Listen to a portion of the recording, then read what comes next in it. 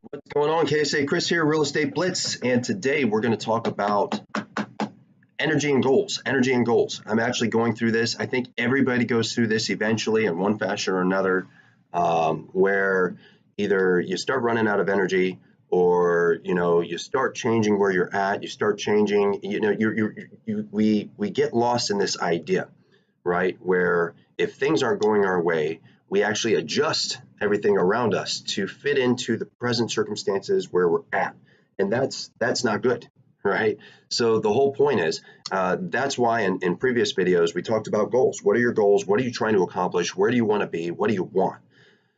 When we start falling short, sometimes what we end up doing is that we actually start going, well, you know what, maybe that was more realistic and I should change my goals to fit into where I'm falling short. And that's where we get wrong.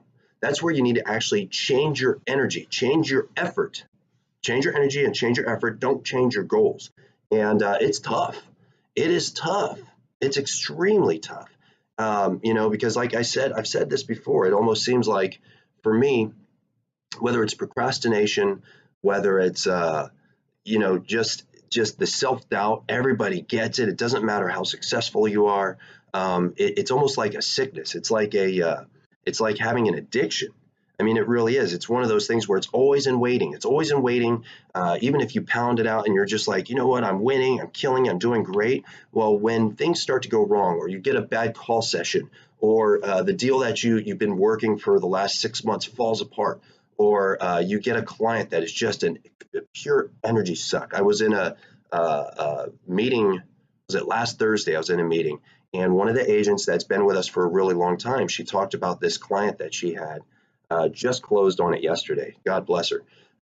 Where she just was so exhausted and so worn out that she was debating if she even still wanted to do real estate anymore. She's just kind of over the idea of being in real estate and just wants to do something else. And I said, is it really real estate, or is it that you allowed yourself to let this person just completely deplete you of energy and what you're doing? So, look, everybody goes through it, and it's awful and it's tough, but this is what I do. This is what I'm even doing right now. I mean, I had about a week and a half, almost 2 weeks, week and a half of just, I self-doubt. I wasn't doing certain things and I could feel my energy levels going down. I wasn't getting any deals. I was starting to become complacent, and I'm like, well, I had my goals for this month, but I guess I could just trim them back. It's the off season. Things are slowing down. It's getting harder. I came up with every freaking excuse. I've come up with every excuse, and I've done this before. Like I said, everybody kind of goes through it. And luckily for me, it usually only lasts about a week, week and a half before I really get back after it. And it doesn't happen that often. But, for some people, it happens. It's no different than like the gym almost. It's like, well, I'm just going to take a day off from the gym. Next thing you know, it's been like a year, right? And then it's January and you're like, I'm going back to the gym. Well, it's the same thing. And what I've learned is it's like, okay, these were my goals. So what's the difference? First off, I need to take ownership of what's going on. I got to say, you know what, this is my fault. It's not the industry. It's not there's no homes. It's not that people just decided to stop selling their houses. It's not the month of the year. It's not anybody else's fault. It's my own fault. And what I need to do is ramp up my energy, ramp up my effort.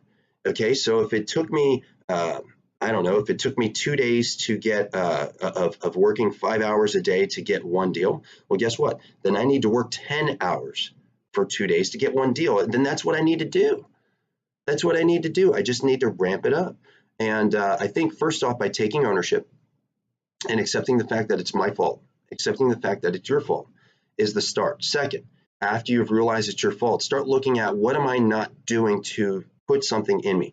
So like yesterday, I was on fire. Actually, this week I've been on fire.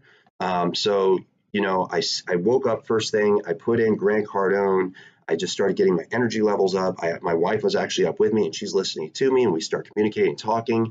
I'm like, all right, so on my way to work, I turn on music that gets me ramped. I turn it on. I get pumped. I get going. I get into the office. I sit down with Adam. Adam's like, yeah, I think I'm going to, no, Adam, let's go. Let's run, man. And we get on the phones. We just start crushing the phones. And we got through a buttload of phone calls between the two of us.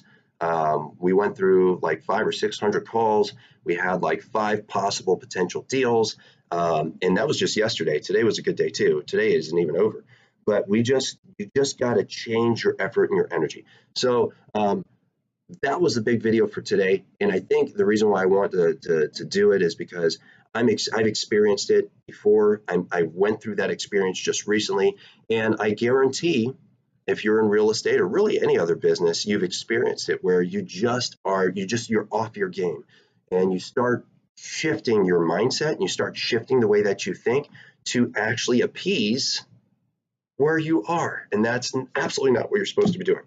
You absolutely need to say, you know what? I don't care where I'm at. I'm not changing my goals.